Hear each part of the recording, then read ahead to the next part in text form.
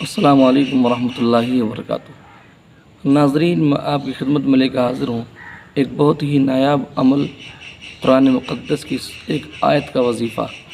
اگر آپ اس کو کریں گے تو انشاءاللہ اللہ آپ کو قرآن کی برکت سے ضرور نوازے گا، اس لیے کہ قرآن یہ وہ مقدس کتاب ہے جب جب ایمان والوں نے اس کا سہارا لیا ہے، اللہ نے ان کو عطا فرمایا ہے، ان کو فتح و نصرت عطا فرمائی ہے، ان کو پروردگار نے امن و سکون عطا فرمایا ہے۔ اور آپ دیکھتے ہیں آج بھی جب انسان مایوس ہو جاتا ہے تو اپنے گھروں پہ قرآن پاک پڑھواتا ہے، اس لیے کہ گھر کے اندر برکت ہو۔ جب کوئی ہمارا عزیز انتقال کر جاتا ہے تو ہم قرآن پاک پڑھواتے ہیں، اس لیے تاکہ ہمارے مرنے والے کی مغفرت ہو۔ ہمارا ایمان ہے، ہمارا عقیدہ ہے کہ جس مقصد کے لیے اللہ کا کلام پڑھیں گے اللہ اس میں کامیابی عطا فرمائے گا۔ شرط یہ ہے کہ ہم قرآن کو قرآن سمجھ کے پڑھیں۔ کسی کہنے والے نے کہا تھا کہ اللہ کا پیغام سمجھ کے پڑھیے، مذہب اسلام کی شان سمجھ کے پڑھیے، اور ہر مسئلہ زیست کا حل ہے اس میں، قرآن کو قرآن سمجھ کر پڑھیے۔ تو آپ اچھے انداز میں پڑھیں، مخارج کے ساتھ پڑھیں تو اس کا ضرور اثر ہمیں دکھائی دے گا انشاءاللہ۔ دیکھیے، میں بتانے والا ہوں آپ کو اولاد کے لیے عمل۔ اگر یہ عمل کر لیا تو اللہ کی ذات سے امید ہے انشاءاللہ خوشی نصیب ہوگی، دل کی آرزو تمنا پوری ہوگی۔ آج دنیا کے اندر انسان طرح طرح کی پریشانیوں میں گرفتار ہے، لیکن سب سے زیادہ جو پریشانی آج کے دور میں پائی جاتی ہے وہ یہی ہے کہ اولاد کا نہ ہونا۔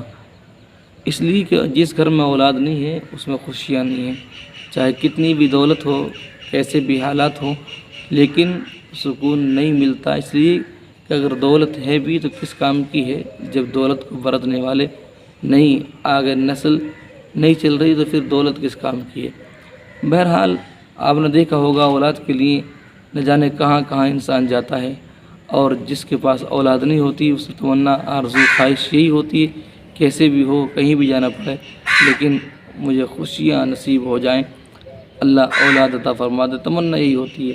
لہٰذا اگر آپ مایوس ہو چکے ہیں اور تھک چکے ہیں، جگہ جگہ جا کے آپ تھک چکے ہیں اپنا علاج کرا کرا کے، تو آپ اللہ کے کلام کا سہارا لیں۔ سب سے پہلے میں کہوں آپ نمازوں کی پابندی کریں، اپنے گناہوں سے سچے دل سے توبہ کریں، اور پھر رب کی قرآن کی آیت پڑھ کر آپ اللہ کی بارگاہ میں دعا کریں۔ انشاءاللہ اللہ کی ذات سے امید ہے ضرور کامیابی حاصل ہوگی، اور کامیابی جب ملے گی تو تمام فکر، تمام غم سب انشاءاللہ دور ہو جائیں گے۔ کرنا کیا ہے میں آپ کو یہ بتاؤں، جب آپ عمل شروع کریں، جب قرآن مقدس کی آیت پڑھیں تو پہلے آپ یہ دیکھ لیں کہ میں پاک ہوں یا ناپاک ہوں۔ ناپاکی کی حالت میں قرآن مقدس کی آیت کو نہ پڑھیں، اور اسی طرح یہ بھی آپ دیکھ لیں کہ میرا وضو ہے یا نہیں۔ بنا وضو کے بھی قرآن پاک کو آپ نہ پڑھیں، اس لیے کہ جو بنا وضو کے قرآن پاک پڑھتے ہیں صحیح معنی میں انہیں قرآن کی برکتیں حاصل نہیں ہوتی، اور اگر وضو نہ ہو اور قرآن پڑھیں اور پھر اس کو چھوئیں اپنے ہاتھ سے تو یہ انسان گناہ گار ہوتا ہے، اس لیے کہ بغیر وضو قرآن مقدس کو چھونا جائز نہیں ہے۔ تو ناظرین اکرام، میں آپ کے سامنے لے کے آیا ہوں قرآن مقدس کے ایک صورت ہے سورہ نوح۔ سورہ نوح کی آیت نمبر 12 ہے۔ رب نے قرآن مقدس میں ارشاد فرمایا، وَيُمْدِدُكُمْ بِأَمْوَالٍ وَبَنِينَ وَيَجْعَلْ لَكُمْ جَنَّاتٍ وَيَجْعَلْ لَكُمْ أَنْهَارًا۔ سورہ نوح کی آیت نمبر 12 یہ آپ کو تلاوت کرنی ہے۔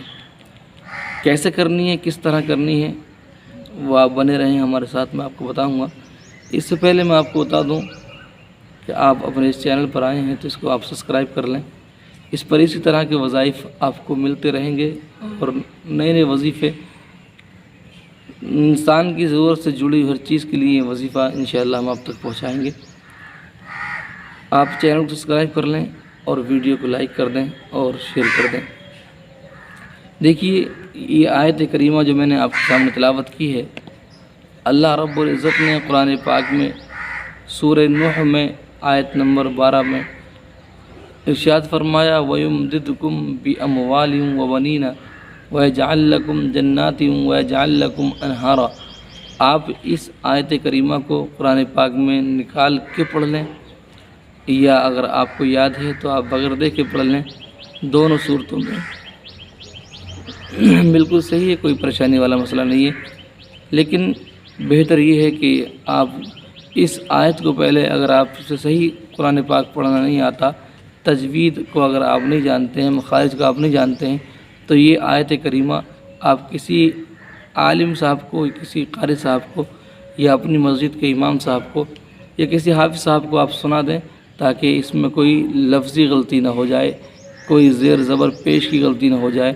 بالکل صحیح طریقے سے اس آیت کو یاد کر لیں، اور آپ اس آیت کو دن میں 11 مرتبہ پڑھیں، 11 مرتبہ پڑھتے رہیں اس آیت کریمہ کو روز۔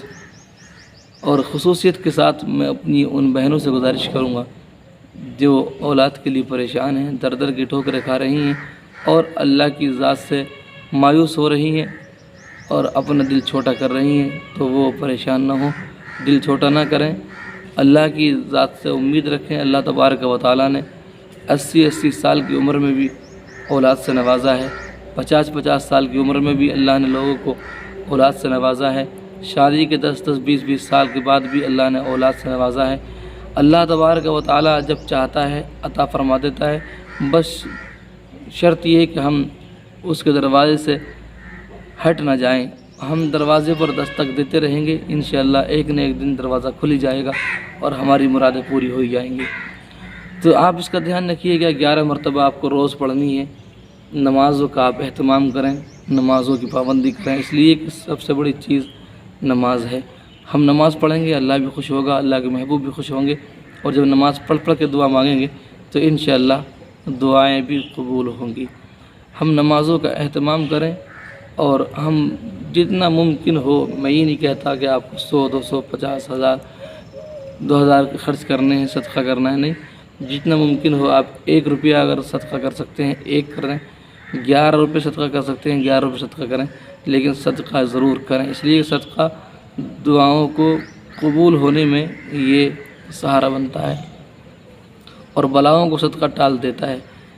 لہٰذا آپ صدقہ کریں، روز 1 2 روپے آپ کسی غریب کو، فقیر کو دے دیا کریں، اسی نیت سے کہ اللہ اس کی برکت سے ہمیں اولاد عطا فرمائے۔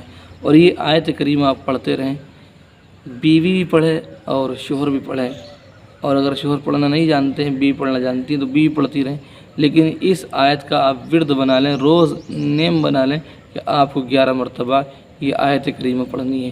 جب آپ روز 11 مرتبہ اس کو پڑھیں گے، انشاءاللہ 1 مہینے میں آپ کو خوشی نصیب ہو جائے گی۔